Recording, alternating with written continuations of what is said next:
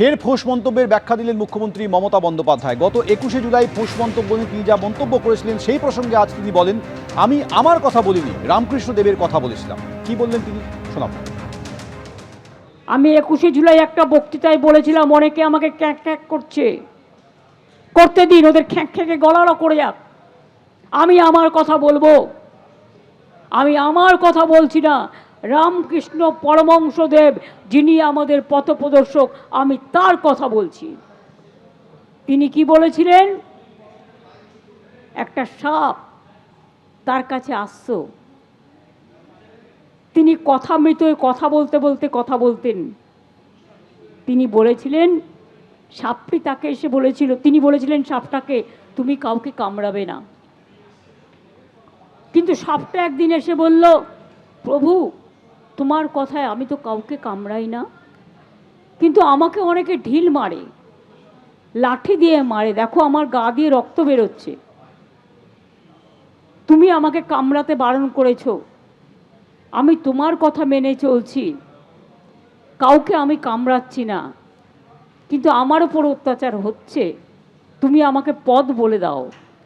তখন ঠাকুর বললেন, আমি তোমাকে কামড়াতে বারণ করেছি, কিন্তু আমি তোমাকে ফোঁস করতে বারণ করিনি। মানুষের অধিকার সবার আছে, আপনারও আছে, আমারও আছে, আমাদের সবার আছে। এদিকে কর্মবিরতি ইস্যুতে ফের জুনিয়র ডাক্তারদের নিশানা করলেন তৃণমূল সাংসদ কল্যাণ বন্দ্যোপাধ্যায়। বললেন, কর্মবিরতি করছেন, আবার হাজিরা খাতায় সই করে স্টাইপেন্ড নিচ্ছেন, আন্দোলনের নামে প্রতারণা করছেন জুনিয়র ডাক্তাররা। আক্রমণে শ্রীরামপুরের তৃণমূল সাংসদ।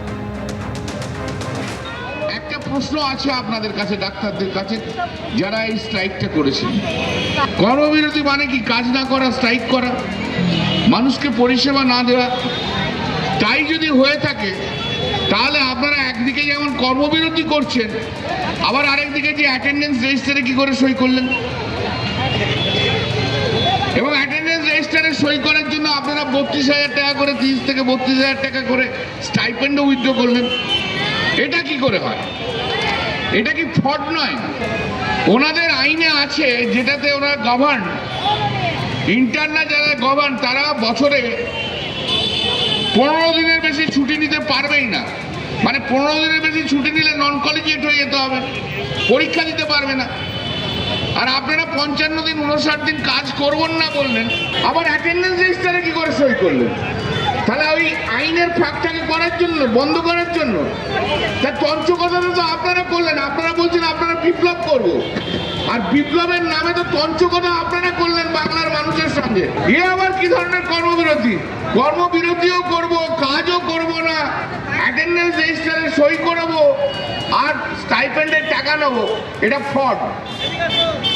আমরা কর্মবিরতিতে যখন ছিলাম তখন কিন্তু আমরা প্রত্যেকে হাসপাতালে উপস্থিত থেকে, সেই ধর্ণা মঞ্চে থেকে, এবং সেই ধর্ণা মঞ্চে আমাদের প্রতিবাদকে কিন্তু করছিলাম। সেটা আরজিকর হোক, medical college, SSKM, North Bengal, Sagar Dutta, প্রত্যেকটা জায়গায় নিজস্ব ধর্ণা মঞ্চ ছিল। তো সেই জায়গা থেকেই আমরা যে উপস্থিত আছি, আমরা যে প্রতিবাদ করার নামে বাড়ি গিয়ে ছুটি কাটাচ্ছি না, সেটা প্রমাণ করার জন্যই কিন্তু আমরা প্রত্যেক দিন গিয়ে, এবং সেটা সিনিয়র ফ্যাকাল্টি যারা ঊর্ধ্বতন কর্তৃপক্ষ, তাদের সাথে কথা হয়েই আমরা কিন্তু সেই সাইন করতাম এবং সেই প্রোটেস্ট মঞ্চে গিয়ে বসতাম।